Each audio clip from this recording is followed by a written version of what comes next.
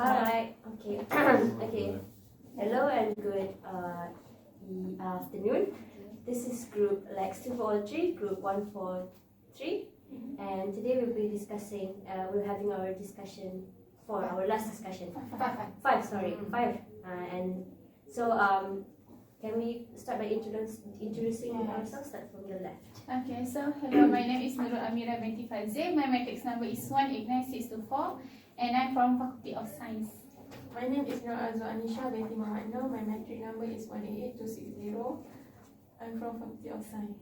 Okay, my name is Nur Emilia binti Muhammad Amin. My matric number is 188868. I'm from Faculty of Science. My name is Muhammad Ibrahim bin Hashim. My matric number is 203819 and I'm from Faculty of Modern Language and Communication. My name is Faradina. My matrix number is 200554 and I'm from Faculty of Environmental Studies. Assalamualaikum. My name is Rafiq bin Abdul Razak. My matric number is 204431. I'm from the Faculty of Forestry. Hi, Assalamualaikum. My name is Shafiqah bin Huda. My matric number is 204041. I'm from Faculty of Modern Language and Communication. Hi, my name is Banafati binti Muhammad Razi. My matric number is 203912. I'm from Faculty of Modern Language and Communication.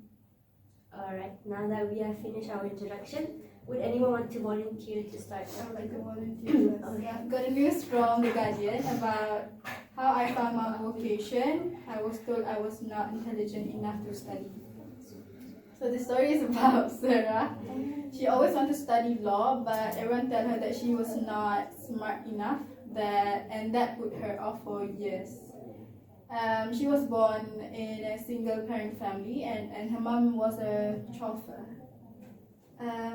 So her mom was pregnant for her sister when she was 13 years old and suffered postnatal depression. So she has to take care of her sister, and that affected her performance in school. No one encouraged her to study, and no one knows about her problems. Even her career advisor said that she would not pass the exam, and she should just go straight to job or find a job. But despite all those problems, she got grade C in GSCE, which is same in with SPM, right? SPM.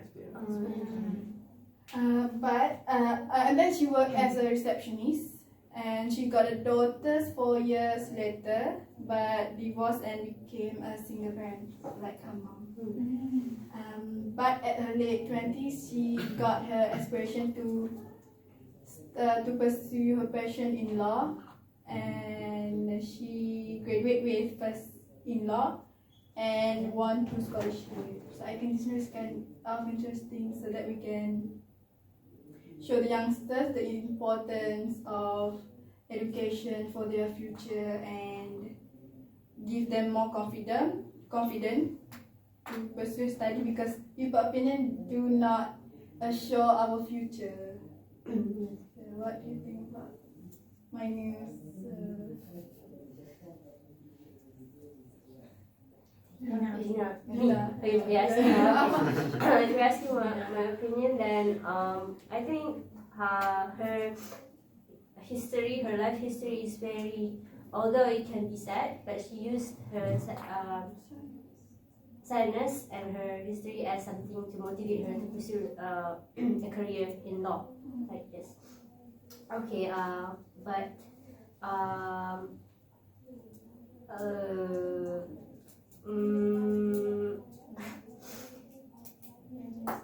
oh yeah, my news. Okay, sorry. Although it was very inspiring, I also have an article of my own, which is from also the Star Online. It's about in our previous discussion we had in our health discussion. I think if I'm not mistaken, Amira had talked about vaping related issues. So in this article, they have discussed about US scientists have started their investigation on vaping related illnesses and whether it could be linked to any kind of what do we call this heart disease. Yes, heart disease. So far, throughout this article, they've already been gathering scientists from all over the world to investigate on the substances that were substances that are in vape, and also whether that can be linked the same as e-cigarettes or not. But so far, they haven't ruled out anything dire, anything that is anything. How do we say this? Anything. Yes, chronic. Anything chronic that needs immediate attention. But it's still provided that we have to be cautious when it comes to things like this, because in the future they might discover something and it could endanger our health. So that was my news. Anyone else? What do you think, Amira, about my article? Okay, I think the articles were quite nice, quite good. Okay, so my article is about the title. The article that I got is from The Star. Actually, today's paper. So the title is not today. 2 weeks ago on 17 October. So the title is about not a good idea to go streamless. So actually, this streamless for the form 4 students. So since we end our BT3 or PMR, we need to choose either we take art stream or the science stream, right? So actually some students having a problem to choose either they want to take a stream, art stream or science stream, right? So Dr. Mazli Malik was suggest to for the next year we don't have any streams. So the student able to choose either she or he want to take physics, chemistry, or she wants to mix up. Choose their own elective. Yes, choose their own elective. So actually, since the Dr. Mazli Malik want to implement next year, so there are several teachers disagree because they feel that they are too rushed. So maybe they need to do some research before implement this streamless. So because the teachers was thought maybe the student will be more to interest on the art compared to science, because they thought that science stream more tough than the art stream, right? So they don't want to be like unbalanced between art stream and science stream. So actually the Dr. Mazli Malik want to prepare the student to become like, if we want to work outside, they have their own criteria, right? So actually Dr. Mazli Malik want we to prepare, not just because like we want to be engineer, but we also love to drawing, right? So we can choose both. But for current, we cannot. If we want to be engineer, we just need to pick. We need to pick just physics, chemistry, and whatsoever. So that's the news that I got today. Okay, how about you, Azwa? So far your news got pros and cons. And the streamless is implemented. So I don't want to talk about pros and cons. I want to share my news. So my news is from TOI, Times of India. The title is Why Schools Celebrate World Math Day. Because I'm the faculty of Department of Mathematics. Actually World Math Day is celebrated on 15th October every year in India. So why schools celebrate World Math Day is, first is the product they needed to use at schools were limited. So Camlin, which an old brand stationery product, has transformed to geometry boxes. You know the geometry boxes we used to calculate the geometry box we use, that we have in the geometry box we have many type Oh, of tools. regular. Yeah, geometry box that have many tools. Okay. Geometry tools. Yeah, we have many type of regular ruler and the what's it? Compass. Compasses. Ah. And the, you know already right? Geometry box. But this one is the Canley brand transform this geometry box into 2 partitions. We have which have geometry sets and also the other partition for us to put our stationery. So this box function as 2-in-1 box, and it is made of transparent and lightweight plastic. So in this alternative actually help to reduce school bag weight actually, and also implement using transparent board during exam. Because when we are not allowed to bring our pencil case, our own pencil case. That's too very fancy, right? So then second is they promote finding newer and fresher ways to teach students, which they can help make learning fun for students, make mathematics fun for students, and also they promote the importance of subjects. So for my conclusion, for the summary of this news is math program provide children the opportunity to constant in exercise their brains when they learn mathematics, and also when they learn mathematics, this will help better prepare for larger, more challenging in life in future. Okay, that's all my news. How about you? Thank you as well. So my news for your news is quite interesting. So my news for today, which is I got from First News Education, which is motivating readers and developing reading comprehension with news. So news readings in KS2 and KS3 classroom will engage all students, including reluctant readers, and build essential reading comprehension skill. So we all know that newspaper and news report are unique form of non-fiction that tell the stories of our local, national, and global communities.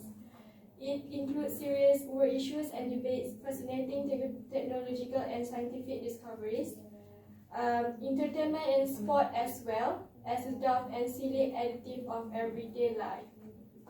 So furthermore, the research found that in classes, reading and discussing news regularly in this way, pupils made significantly more progress with their reading comprehension than expected and developing more complex inference and deduction skills. So why does reading news engage pupils? Because pupils make personal choice. Students, they don't have to start reading a newspaper at the beginning, so they have choice to choose which one. So it's like sport, they want to start with sport news or anything. So second is fact not fiction. The story is being reported, is real, is our issues, and it's a nowadays. So my conclusion is this form of education must be used in the future. So what about you, Emilia? Oh, okay, thanks. Okay, from my opinion, I think your news is good because it encouraged the readers to start preparing for start studying on how to start encourage themselves to read more and more newspapers, because newspapers not only telling us about the current issue, but it's also tells us about the knowledge that we might not know about it. Okay, so from my news, I've got from Star Online, which is the speakers share importance of mastering English. Okay, so this is published on 8th of September this year. So the news is all about a program, an Inspire Talk, which is held by Soul Smart and English Movement. Okay, this session is held for the new students from English English program in New Era University College. Okay, so I'm not stressing about the college, but the session is aiming at providing the students with real world experience, and how, as well as it highlights how English will influence your career path. Okay, so in this, they invited some known speaker to talk about their career experience, and then share about some tips and tricks on how to master English during your years in universities. And then they tell us how to not be embarrassed when we are trying to speak English, and always practice reading and writing English, so that before we graduate we will be able to master English for our future careers. So that's my news. Okay, so what about what do you think about my news? I think news is important, and English also important to student nowadays. Okay. I want to share my news that I found. My news at the Start Online was published on 22 September 2019. Okay. Okay, the title is about open air lesson for young pupils. So this is open air lesson for Yemeni pupils. So this is about the world issue. So My hearing is not. I start with there is 2 million children which is 7 years old not in education in Yemen. So this is because of the war torn in Yemen. So more than 2,500 schools in Yemen are out of action. 2/3 of these having been damaged in the conflict. More than a quarter shattered.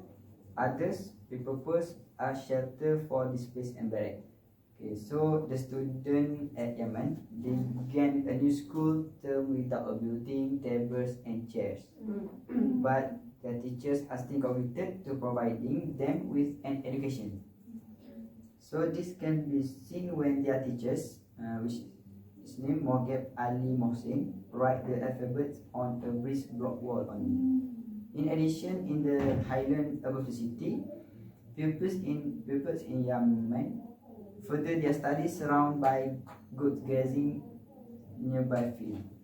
So their teacher remain hopefully one day they will be able to teach in a school with a roof and other complete facilities. So this is important.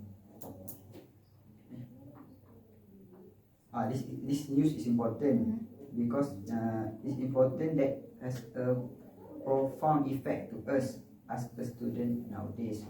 So we need to be grateful for the favor of education that we have today. Okay, every day we complain about the assignment given, not go to class, do a lot of unprofitable activities. Also, we bother our parents. So it's important for us to. So this news give us the. Ask us to grateful. Be grateful. This news ask us to be grateful. Yeah, our condition. Yeah. Yes. So, Rafiq, how about Manis?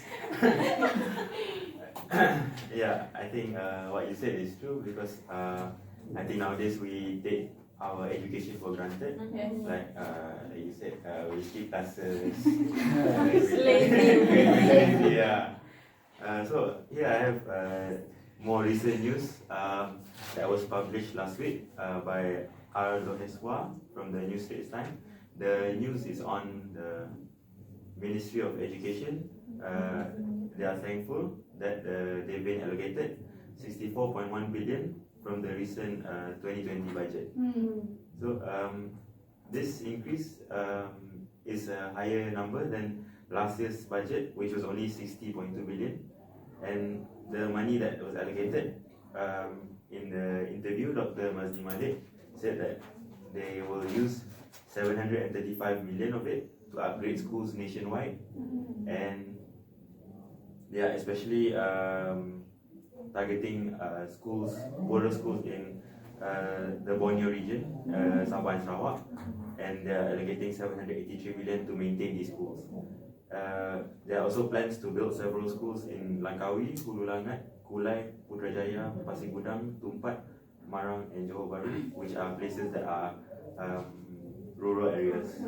So, other than that, they are also allocating 300 million for upgrading sekolah kebangsaan, primary schools, for the 2020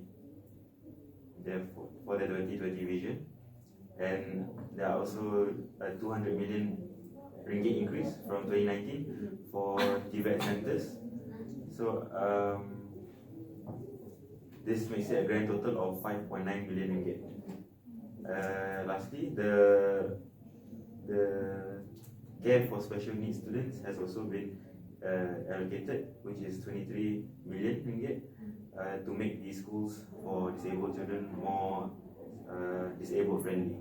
So in this conclusion, I see that the government has they have taken a more drastic approach to help the education in Malaysia, to improve the education in Malaysia, especially as we recently have seen a lot of budget cuts and all that. So I think this is a very good step towards making Malaysia a better country. Now that we have listened to everyone's chosen articles, we will discuss on which to choose in the next discussion. Therefore, that is all. Thank you. Thank you.